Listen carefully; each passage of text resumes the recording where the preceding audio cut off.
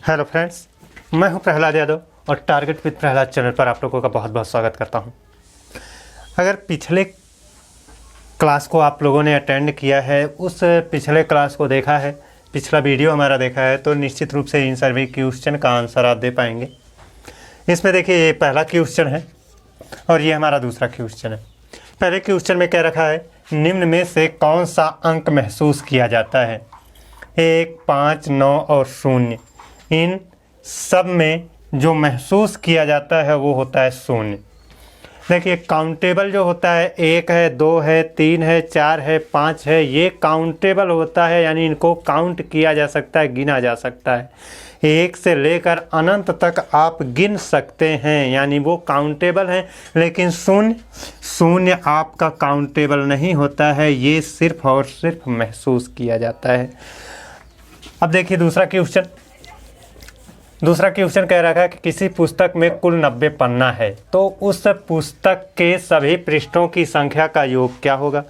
अब किसी पुस्तक में कुल मिला करके 90 पन्ना है, तो सभी पृष्ठों की संख्या का योग क्या होगा? पिछला क्लास अगर आप लोगों ने देखा है तो वहाँ पर हमने बताया है कि प्राकृतिक संख्याओं का योग का फार्मूला क्या होता है। प्राकृतिक संख्याओं के योग का जो फार्मूला होता है वो होता है n+1/2। इस फार्मूले से इसको लगाएंगे। लेकिन यहाँ पर आपको एक ध्यान देना ये है कि 90 पन्ना है। 90 पन्ना का मतलब क्या हुआ? एक पन्ने में 2 पृष्ठ होती है, तो 90 पन्ना है तो 180 पृष्ठ बन जाएगी। तो 180 पृष्ठ बनेगी, तो 1 से लेकर 180 तक जाएंगे और सबको जोड़ेंगे तो देखें n की वैल्यू जो सबसे बड़ा मान होता है वही n की वैल्यू होती है।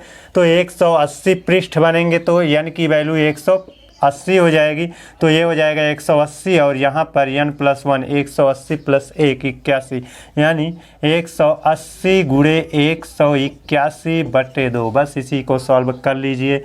सॉल्व कर लेंगे, 2 से इसको डिवाइड कर दिया तो कितनी बार में? 90 बार में। 90 में 100 में से 0 को रख लीजिए और 9 से 181 में गुणा करिए। 9 एकन्नम 9, 9 एकन्नम 9 हुआ और 9 अट्ठे 72 और 9 एकन्नम 9 और 7 16, 16,290। 16,290 जो कि आपका ऑप्शन बी में दिया गया है, यही आपका क्या हो जाएगा? सही हो जाएगा। थोड़ा सा ध्यान दीजिएगा, यहाँ पर 90 पन्ना है तो इस 90 पन्ने को आपको पृष्ठ में कन्वर्ट करना होगा। अतः जब 180 पृष्ठ होगा तो पहले पृष्ठ पर 1, दूसरे पृष्ठ पर 2, तीसरे पृष्ठ पर 3, चौथे पृष्ठ पर 4, इस तरह से 180 पृष्ठ तक जाएंगे तो सभी संख्याओं का योग ज्ञात करना होगा। तो 1 से लेकर 180 तक का हमको योग ज्ञात करना है, जो कि क्या है? प्राकृतिक संख्या है। प्राकृतिक संख्या का योग ज्ञात करने का ये फार्मूला है, इसलिए इसी फार्मूले में हमने रखा था। चलिए अब हम अपने तीसरे क्वेश्चन की ओर चलते हैं और तीसरा क्वेश्चन देख लेते हैं। देखिए, ये हमारा तीसरा और ये हमारा चौथा क्वेश्चन है। तीसरे क्वेश्चन में कहा है 30 व 60 के बीच सभी संख्याओं का योग क्या होगा? अब दोस्तों, यहाँ पर एक वर्ड हमको मिल रहा है 30 व 60 के बीच। 30 व 60 के बीच, इसका मतलब क्या है? 30 और 60 के बीच में होना चाहिए। 30 नहीं होना चाहिए, 60 नहीं होना चाहिए, इनके बीच में होना चाहिए। यानी 31 से स्टार्ट होगा, ऐसे 32, 33, ऐसे बढ़ते बढ़ते कहाँ तक? 60 के बीच, यानी 60 से पहले ही 59। तो यहाँ पर आपको 31 से लेकर के 59 तक की सभी संख्याओं का योग ज्ञात करना है। अतः आप देखिए, पहले आप क्या करेंगे ना, 1 से लेकर के 59 तक की सभी संख्याओं का योग ज्ञात कर लीजिए। 1 से 59 तक सभी संख्याओं का योग ज्ञात करेंगे तो यहाँ पर n की वैल्यू कितनी होगी? 59 हो जाएगी। तो अब देखिए फार्मूला क्या हमारा है? n+1/2। तो n की वैल्यू हो जाएगी 59, n+1 यानी 59 + 1/2, ये हो गया। अब उसमें से क्या करेंगे ना, आपने 1 से 59 तक, यहाँ पर ये जो योग आएगा 1 से लेकर 59 तक की सभी संख्याओं का योग आएगा। लेकिन आपको क्या करना है, 1 से लेकर के ये जो आगे 30 है, 1 से लेकर के 30 तक तो घटा लेना है ना। 1 से लेकर के 30 तक घटा लेना है, क्योंकि आपको 31 से आपको 59 तक का योग ज्ञात करना है। तो इसमें आपका 1 से 59 तक है, तो 1 से 30 तक घटा लेंगे तो यहाँ पर n की वैल्यू कितनी बन जाएगी, 30 बन जाएगी। अतः कितना हो जाएगा, n हो जाएगा 30 गुणे 31/2। अब इसी को सॉल्व आउट कर लीजिए। सॉल्व करेंगे कितना हो जाएगा, 30 से 2 से इसको डिवाइड करेंगे, 2 से ये 30 बार में गुणा कर लेंगे, कितना हो जाएगा, ये 30 से एक शून्य रख लेंगे और 3 9 27 के साथ हासिल 2 3 5 15 2 17 1770 हो गया। इसको डिवाइड कर लें तो 2 से ये 15 बार में और ये 15 1 15 के 5 और 15 3 45 हासिल 1 46 हो गया। अब यहाँ पर इसको घटा लीजिए, इकाई से इकाई घटाएंगे या फिर आप वैसे ही घटा लीजिए, इकाई से इकाई को घटाएंगे तो 10 से 5 गया 5 और यहाँ बचा 6 6 से 6 गया 0 और यहाँ बचा 7 7 से 4 गया 3 और यहाँ से कुछ नहीं निकलेगा 1। 1305 आएगा आपका उत्तर, जो कि ऑप्शन बी में है। तो इस तरह से इस वाले क्वेश्चन को लगाया जा सकता है। दोस्तों इसको मैंने डिटेल में पढ़ाया है पिछले वीडियो में, आप जाइए वहाँ पर मैंने कुछ क्वेश्चन को पहले सॉल्व कराया है। देखिए हमारे पढ़ाने का जो तरीका है वो क्या है कि पीछे मैंने पिछले, जैसे आज तो मैं ये जो क्वेश्चन करा रहा हूँ ये क्वेश्चन कब का है, ये क्वेश्चन जो मैंने पिछली क्लास पढ़ाया था, डिटेल में पढ़ाया था, वहाँ से जो क्वेश्चन एग्ज़ाम में पूछे गए हैं उसको मैं यहाँ पर लिया हूँ। अभी ये 4 क्वेश्चन हो गए हैं लगभग, अभी 5-6 क्वेश्चन हो जाने के बाद मैं पढ़ाऊँगा, उस पढ़ाने के बाद बंद कर दूंगा, अगले दिन जो पढ़ाऊंगा आज वहाँ से क्वेश्चन उठाऊंगा। तो ये मेरे पढ़ाने का तरीका है। आप इसको थोड़ा सा केयर करिए और वीडियो को पूरा देखा करिए, निश्चित रूप से आपकी पूरी तैयारी बनेगी और निश्चित है मुझको ये पूरा विश्वास है कि आपको सफलता भी मिलेगी। चलिए आप देख लेते हैं अपना चौथा क्वेश्चन। चौथा क्वेश्चन में क्या दे रखा है, चौथे क्वेश्चन में दे रखा है कि एक दीवार घड़ी 1 बजे 1 बार बजती है, 2 बजे 2 बार बजती है और आगे भी यही क्रम जारी रहता है, तो 18 घंटों में वह कितने बार बजेगी। यानी एक दीवार घड़ी है, जब 1 बजता है तो वह 1 बार टन की आवाज़ करती है, जब 2 बजता है तो 2 बार टन की आवाज़ करती है, 3 बजेगा तो 3 बार टन की आवाज़ करेगी। इस तरह से ये घड़ी बजती है, तो 18 घंटे में कुल कितनी बार बजेगी। अब देखिए दीवार घड़ी है तो दीवार घड़ी पर अधिक से अधिक 12 तक अंकित होता है, तो 1 बजे 1 बार बजेगी, 2 बजे 2 बार, 3 बजे 3 बार, 4 बजे 4 बार, ऐसे 12 बजे तक 12 बार बजेगी। उसके बाद तो क्या होगा, 13 तो बजेगा नहीं, 1 बज जाएगा तो 1 बजे 1 बार बजेगी। देखिए 12 घंटा हो चुका है, अब आगे अभी 6 घंटा और है, 1 2 3 ऐसे बढ़ते बढ़ते 6 तक। तो इनका योग हम ज्ञात कर ले। पहले 1 से लेकर 12 तक की सभी संख्याओं का योग, तो 1 से लेकर 12 तक ये प्राकृतिक संख्याएं और प्राकृतिक संख्याओं के योग को ज्ञात करने का फार्मूला और पूरा डिटेल मैंने बताया है पिछले वीडियो में। आप पूरा देखेंगे तभी आपको पूरा नॉलेज मिल पाएगा, नहीं तो अधूरा नॉलेज तो हर कोई लेकर के बैठा है, लेकिन सफलता किसी को मिली है क्या, नहीं। इसलिए पूरा नॉलेज लीजिए, है ना। तो 1 से लेकर के 12 तक की सभी संख्याओं का योग हमको ज्ञात करना है, तो n की वैल्यू हो जाएगी 12, 12 गुणे 13 कर देंगे, बटे 2 कर देंगे और यहाँ पर 6 तक का योग ज्ञात करना है, तो 6 गुणे 7 कर देंगे, बटे 2 कर देंगे। बस इसको सॉल्व आउट कर लीजिए, सॉल्व आउट कर लेंगे आपका उत्तर मिल जाएगा। 2 से इसको डिवाइड करेंगे 6 बार में, 3 6 78, 13 6 78 हो जाएगा। 2 से इसको डिवाइड कर दिया, 2 3 6 और 7 3 21, 21 और 78 को जोड़ लेंगे 99 हो जाएगा, यानी 99 आपका क्या होगा, उत्तर होगा, जो कि आपका ऑप्शन भी है। यहाँ पर 9 तो ऐड कर लीजिए, इकाई में इकाई जोड़ेंगे 9 हो जाएगा, दहाई में दहाई जोड़ देंगे 7 2 ये भी 9 हो जाएगा, तो 99 आपका उत्तर आएगा। आपका ऑप्शन क्या होगा, बी वाला सही होगा। तो ऐसे क्वेश्चन घुमाव वाले क्वेश्चन पूछे जाते हैं, मैं हर टाइप के क्वेश्चन को लेकर आ रहा हूँ। ये ऐसा नहीं है कि मैं केवल बस खातापूर्ति के लिए, नहीं, कोई एक टॉपिक पकड़ रहा हूँ तो उसको थोड़ा सा समय लेकर मैं पढ़ा रहा हूँ, लेकिन पूरा फुल डिटेल में पढ़ा रहा हूँ। आपको कहीं से कोई चिंता करने की आवश्यकता नहीं है, कोई भी एक पॉइंट में नहीं छोड़ूंगा। जितने क्वेश्चन पिछली परीक्षाओं में पूछे गए हैं सारे क्वेश्चन को मैं कवर करते हुए चलूँगा, है ना। और संभावित जो है प्रश्न यानी आने वाले आगे के एग्ज़ाम में जो प्रश्न आ सकते हैं उनको भी मैं थोड़ा सा फोकस करता रहता हूँ। तो चलिए, ये थे हमारे आज के 4 क्वेश्चन। 5वें क्वेश्चन को भी देख लेते हैं। ये देखिए 5वां क्वेश्चन है, इसमें दे रखा है नवंबर माह के सभी तारीखों का योगफल कितना होगा। अब नवंबर माह के सभी तारीखों का योगफल कहा है तो नवंबर, पहले तो आप पता करिए कि नवंबर कितने दिन का होता है। तो आप पाएंगे कि नवंबर कितने दिन का होता है, 30 दिन का होता है। एक दिन, दूसरा दिन, तीसरा दिन, ऐसे बढ़ते बढ़ते 30 दिन जब हो जाएगा तो नवंबर पूरा हो जाएगा। अतः नवंबर माह में 1 तारीख, 2 तारीख, 3 तारीख, ऐसे 30 तारीख तक ही होता है। तो सभी तारीखों का योगफल ज्ञात करना है। तो अधिकतम तारीख कितनी है, 30 है, तो n की वैल्यू 30 हो जाएगी। और 1 से लेकर 30 तक का योग ज्ञात करना है तो प्राकृतिक संख्याओं का योग ज्ञात करने में n + 1/2 यानी n की वैल्यू 30 और n + 1 यानी 31/2। इसी को डिवाइड कर लेंगे, 15 हो जाएगा। 15 का नम 15 और 15 तो 45, 1 46, 465 आएगा, जो कि आपका ऑप्शन डी में दिया गया है। तो इस तरह से ये हमारा था 5वां क्वेश्चन।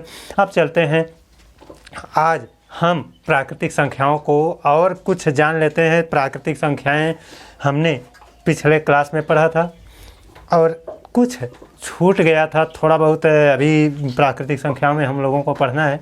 आइए उन्हीं को हम लोग पढ़ लेते हैं और पूरा डिटेल के साथ पढ़ेंगे। कोई भी क्वेश्चन कहीं से कभी छूटेगा नहीं। जितना एग्ज़ाम में पूछा गया क्वेश्चन है, सारे क्वेश्चन को भी मैं हल करवाते हुए चलूँगा, तो आप लोगों को चिंता करने की आवश्यकता नहीं है। चलिए देख लेते हैं जो छूटा हुआ प्राकृतिक संख्या है उसको। देखिए, आज हम लोगों को क्रमागत प्राकृतिक संख्या के वर्गों का योग का जो फार्मूला होता है इसको यूज करना है, और क्रमागत प्राकृतिक संख्या के घनों का योग का ये फार्मूला होता है, इसको यूज करना है। साथ ही साथ न केवल अलग अलग इन फार्मूलों को यूज करना है, इसके पहले जो मैंने क्रमागत संख्याओं का योग ज्ञात करना है, यहाँ पर वर्गों का, यहाँ घनों का, है ना, इन दोनों को छोड़ दिया जाए तो क्रमागत संख्याओं का योग ज्ञात करने का एक फार्मूला हमने आपको कल पढ़ाया था, n + 1/2। इस फार्मूले को हम पढ़ चुके हैं। तो इन तीनों फार्मूलों को मिक्स करके भी क्वेश्चन बनता है। सारे तरह के क्वेश्चन हम देखेंगे जो कि एग्ज़ाम में पूछे जा चुके हैं। आइए चलिए शुरू कर लेते हैं। और यहाँ पर आपको बहुत ही अच्छे अच्छे क्वेश्चन मिलेंगे जो कि एग्ज़ाम में पूछे गए हैं। देखिए, यहाँ पर क्रमागत प्राकृतिक संख्याओं के वर्गों का योग ज्ञात करना है, तो इसके लिए आपको 3-4 तरह से क्वेश्चन मिलते हैं। आइए सभी तरह के क्वेश्चनों को देखेंगे। जैसे एक तरह से तो ये कहता है, जैसे प्रथम 20, है ना, प्रथम 20 संख्याओं के वर्गों का योग ज्ञात कीजिए, योग ज्ञात करो। तो प्रथम 20 संख्याओं के वर्गों का योग ज्ञात करना है। तो प्रथम बोला है तो प्रथम 20 प्राकृतिक, यहाँ पर एक वर्ड यूज करना बहुत ज़रूरी है, प्राकृतिक, है ना। प्रथम 20 प्राकृतिक संख्याओं के वर्गों का योग ज्ञात कीजिए। तो इसका मतलब है 1 से शुरू करना है, 1 का वर्ग, 2 का वर्ग, 3 का वर्ग, ऐसे बढ़ते बढ़ते कहाँ तक, 20 का वर्ग। तो दोनों तरह से, इस तरह से सिंबल दे करके भी पूछ सकता है क्वेश्चन को, और इस तरह से लिख करके भी पूछ सकता है क्वेश्चन को कि प्रथम 20 संख्याओं के वर्गों का योग ज्ञात कीजिए। अब प्रथम 20 संख्याओं के वर्गों का योग ज्ञात करना है तो उसको ज्ञात करने के लिए आपका फार्मूला है। इस फार्मूले को ध्यान में रखना बहुत ज़रूरी है ना। ये देखिए फार्मूला है, इस फार्मूले में n की वैल्यू क्या होगी ये हमको तय करना है। तो इसमें जो सबसे बड़ी संख्या दिख रही है 20, यही 20 ही क्या है, n की वैल्यू है। अब 20 n की वैल्यू है तो 20 को आप इस फार्मूले में ले जाकर चिपका दीजिए। यहाँ से 20 रख देंगे और ये 20 + 1 21 हो जाएगा, और ये 20 यानी 2 × 20 यानी 20 दूना 40 + 1 41 हो जाएगा, बटे कितना हो जाएगा, 2 हो जाएगा। अब इसको हम सॉल्व करें दो नहीं, बटे में 6 रहेगा, 6 से हम डिवाइड कर दें, 2 3 6 और 2 दहा में 10, और ये 3 एकम 3, 3 सत्ते 21 और ये 10 सत्ते 70 हो जाएगा। और 70 में हमको 41 से गुणा करना है। तो अब देखिए यहाँ पर गुणा कैसे करेंगे, 70 में जो शून्य है उसको रख लेते हैं, 7 से गुणा कर लेंगे, 7 एकम 7, 7 चौके 28, 2870 हमारा क्या बन जाएगा, उत्तर बन जाएगा। तो एक तो ये तरीका है इस क्वेश्चन को पूछने का कि प्रथम 20 संख्याओं के वर्गों का योग ज्ञात कीजिए, प्रथम 20 प्राकृतिक संख्याओं के वर्गों का योग ज्ञात कीजिए, तो ऐसे लग जाएगा। या फिर इसको संकेत में ऐसे भी पूछा जा सकता है, 1 का वर्ग प्लस 2 का वर्ग प्लस 3 का वर्ग, ऐसे बढ़ते बढ़ते 20 तक का वर्ग। अब यहाँ पर ये एक तरीका हो गया पूछने का। और दूसरा तरीका क्या है, आपसे इस तरह से क्वेश्चन भी पूछा जाता है, जैसे आपको ये दे दे कि 1 का वर्ग प्लस 2 का वर्ग प्लस 3 का वर्ग प्लस 4 का वर्ग, ऐसे बढ़ते बढ़ते 10 का वर्ग बराबर कितना, 385 दे दिया, है ना। 1 से लेकर के 10 तक की सभी संख्याओं के वर्गों का योग 385 होगा। और फिर कह दे ऐसे 5 का वर्ग प्लस 10 का वर्ग प्लस 15 का वर्ग प्लस 20 का वर्ग, है ना। 5, 10, 15, 20 ऐसे ही इनका वर्ग, और यहाँ पर 50 का वर्ग बराबर क्या होगा। ये क्वेश्चन बहुत ही महत्वपूर्ण है। ऐसे ही क्वेश्चन पूछा जाता है कि 1 का वर्ग प्लस 2 का वर्ग प्लस 3 का वर्ग प्लस 4 का वर्ग और डट डट करके 10 का वर्ग बराबर 385, तो इतने का वर्ग क्या होगा। अब इसमें क्या करना होगा ना कि यहाँ पर देखिए, यहाँ पर ये 5 है तो 5 को हम क्या लिख सकते हैं, 5 गुणे 1, यानी ये जो वर्ग है 5 का भी है 1 का भी है। अब ये 10 को क्या लिख सकते हैं, 5 गुणे 2, तो ये जो वर्ग है 5 का भी है 2 का भी है। और इसको क्या लिख सकते हैं, 5 गुणे 3, यानी 5 का वर्ग 3 का वर्ग, है ना। तो सब में 5 क्या रहेगा, कॉमन रहेगा, और जो बचेगा उसका वर्ग आपका बचता चला जाएगा। तो अब यहाँ पर हम क्या कॉमन ले लेते हैं, 5 का वर्ग कॉमन ले लेते हैं, तो यहाँ पर बचा 1 का वर्ग, यहाँ पर बचा 2 का वर्ग, यहाँ पर बचा 3 का वर्ग, और यहाँ पर बचा 4 का वर्ग। ऐसे बढ़ते बढ़ते यहाँ पर कितना, 10 का वर्ग बचेगा, बराबर आपको ज्ञात ही करना है। तो 5 का वर्ग ये हो जाएगा 25, और आप जानते हैं 1 का वर्ग प्लस 2 का वर्ग प्लस 3 का वर्ग, ऐसे ऐसे 10 का वर्ग तक आपको योग कितना, 385। तो इतने का योग कितना हो जाएगा, 385 हो जाएगा। 385 यहाँ पर रख लीजिए। अब 385 में 25 से गुणा कर लीजिए, 25 से गुणा करेंगे कितना हो जाएगा, 25 पंजे 125 के 5 हासिल हुआ 12, और ये 25 अट्ठे 200, 200 में 12 जोड़ दिया 212 हो जाएगा। बचा हासिल कितना, 21, और 25 दिया 75, 75 में 21 जोड़ देंगे, 75 में जब हम 20 जोड़ देंगे 95, 95 1 96, है ना। तो इस तरह से इस तरह का जो क्वेश्चन होता है इसको भी पूछा जाता है एग्ज़ाम में। तो इसको भी आप तैयार कर लीजिए कि यहाँ पर वर्गों का योग से इस तरह से क्वेश्चन भी पूछा जाता है। अब यहीं पर क्रमागत प्राकृतिक संख्या के घनों का योग, इसको देख लेते हैं थोड़ा सा।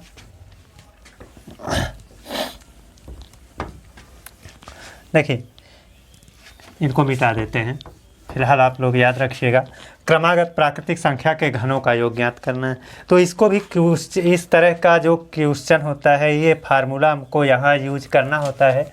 इसमें भी आपका ऐसे ही क्वेश्चन पूछ सकता है कि प्रथम 10 प्राकृतिक संख्या, ऐसे प्रथम 10 प्राकृतिक संख्या के घनों का योग बताओ, घनों का योग बताओ। तो आपको फार्मूला क्या यूज करना है, आप जानते हैं यही फार्मूला है। तो प्रथम 10 प्राकृतिक संख्या के घनों का योग ज्ञात करिए, ये कह करके भी पूछा जा सकता है, या फिर 1 का घन प्लस 2 का घन प्लस 3 का घन प्लस 4 का घन, ऐसे बढ़ते बढ़ते कहाँ तक 10 का घन, इसको ले करके भी पूछा जा सकता है। अब n की वैल्यू इसमें क्या रहेगी, 10 रहेगी। 10 को बस इसी फार्मूले में ले जाकर आपको चिपका देना है ना। यहाँ योग ज्ञात करना है तो n की वैल्यू कितनी होगी, 10 होगी। और फार्मूला क्या है, n प्लस 1/2 पूरे का होल स्क्वायर। तो यहाँ पर 10 गुणे 11/2 का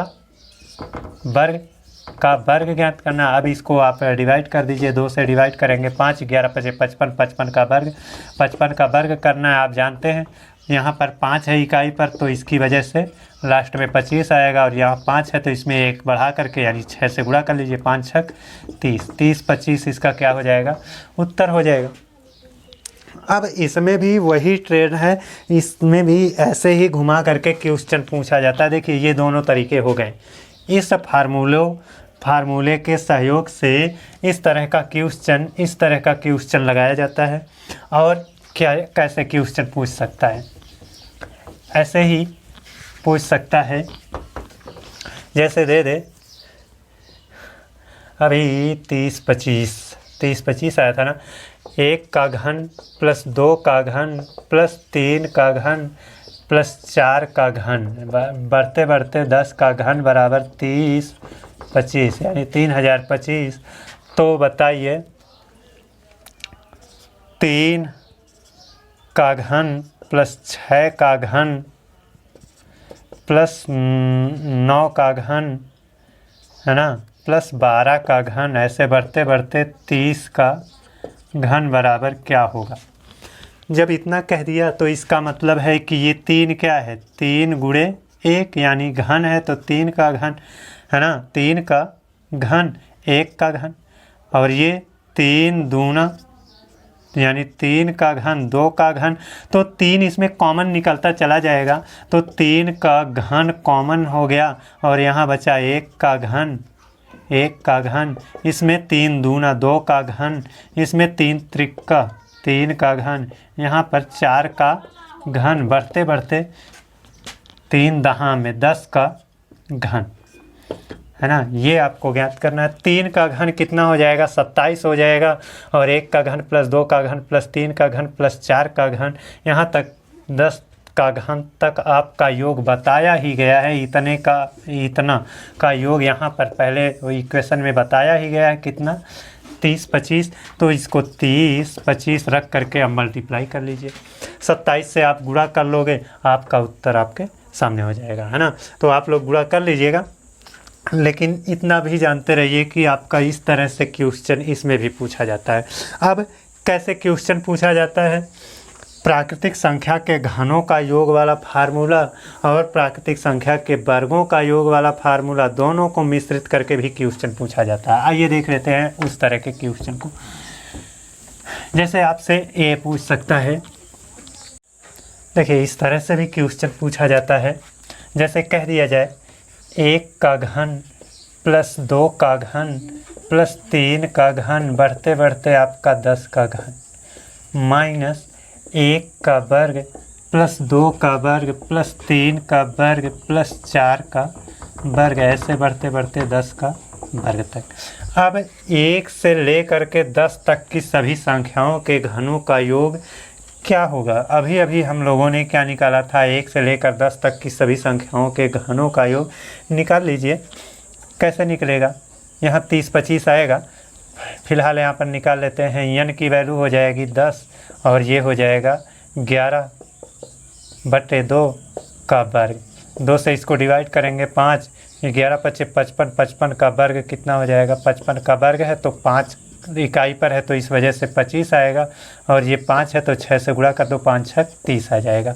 तो इतने का सॉल्व आउट कितना मिला, इतने का सॉल्व आउट मिला 30 25। अब यहाँ पर वर्गों का योग है, यहाँ पर 385 आएगा। फिलहाल आप लोग निकाल लीजिए कितना होगा, 10 है ना, तो यहाँ पर वर्ग है तो हो जाएगा 10 गुणे 11 गुणे 21/6। 2 से इसको डिवाइड कर देंगे, 2 से डिवाइड कर देंगे, 2 पच्चे 10, 2 3 6, 3 7 21। अब ये हो जाएगा कितना, 7 पंजे 35, 35 गुणे 11, 7 पंजे 35 गुणे 11, 11 से गुणा कर लीजिए, 11 पच्चे 55 के 5 हासिल हुआ 5, और 11 तियाँ 33 और 5 38, है ना, 385। तो 3025 में से 385 को घटाना है, यहाँ पर माइनस का निशान है ना, तो 3025 माइनस 385 आपको घटाना है। इकाई से इकाई गया 0, दहाई से दहाई जाएंगे, 12 से 8 निकालेंगे तो बचेगा कितना, 4 बचेगा। और यहाँ हुआ 9, 9 से 3 गया, 9 से 3 गया, बचा है 6, यहाँ बचा 2, 2640 आपका क्या हो जाएगा, उत्तर हो जाएगा। तो इस तरह से घन और वर्ग इन दोनों को मिला करके भी क्वेश्चन पूछा जाता है। अब देखिए यहाँ पर ऐसे भी क्वेश्चन पूछा जाता है, ये जैसे इसको ले करके यहाँ पर ऐसे कह दिया जाए,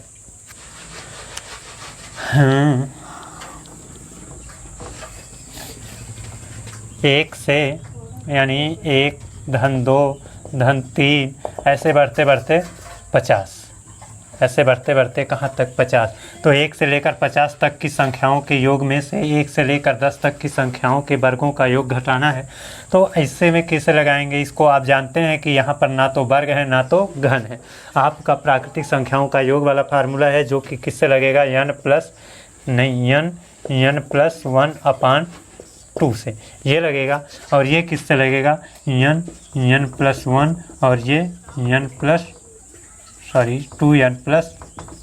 1/6 से ये लगेगा।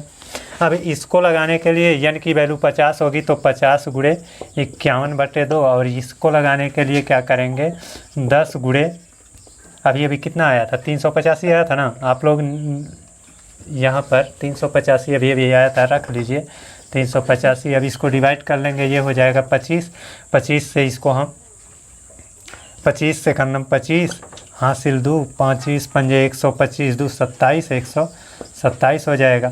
अब 1275 से 385 को घटाना है, 385 को घटाना है, घटा लीजिए, आसान है आपका। इकाई से इकाई गया 5 हो गया, दहाई से दहाई को घटाएंगे तो 17 से 8 निकालेंगे, बचेगा कितना, 9 बचेगा। और यहाँ बचा कितना, 11 से 3 जाएगा तो बचेगा 8, ये 895 आपका उत्तर हो जाएगा। तो इस तरह से घुमा करके इस क्वेश्चन को भी पूछा जाता है। और साथ ही साथ आप लोग जान लीजिए कि और कैसे पूछा जा सकता है। हो सकता है यहाँ पर सब जगह क्या कर दे, हो सकता है यहाँ पर सभी जगह घन कर दे, यहाँ पर सभी जगह घन कर दे, तो इसको भी पूछा जाता है ना। हो सकता है यहाँ पर प्लस कर दे, माइनस कर दे, किसी भी तरह से कर दे, लेकिन मेरा क्या उद्देश्य होना चाहिए कि इस टाइप का कोई भी क्वेश्चन हो, किसी भी तरह से घुमा करके, प्लस माइनस करके, घुमा करके, कुछ भी करके पूछे तो आपको निश्चित रूप से इस टाइप के क्वेश्चन का आंसर देकर आना है। तो आज का था ये हमारा वीडियो, कैसा लगा कमेंट करके ज़रूर बताइएगा, और आशा करता हूँ कि आप लोगों को समझ में आया होगा। समझ में आया है तो दोस्तों प्लीज़ चैनल को सब्सक्राइब कर लीजिए और बेल आइकन को भी प्रेस कर लीजिए, ताकि इसके आगे मैं वीडियो जो अपलोड करूँ उसमें मेरा उत्साहवर्धन हो सके। चलिए आज के लिए बस इतना ही, थैंक यू, बाय बाय।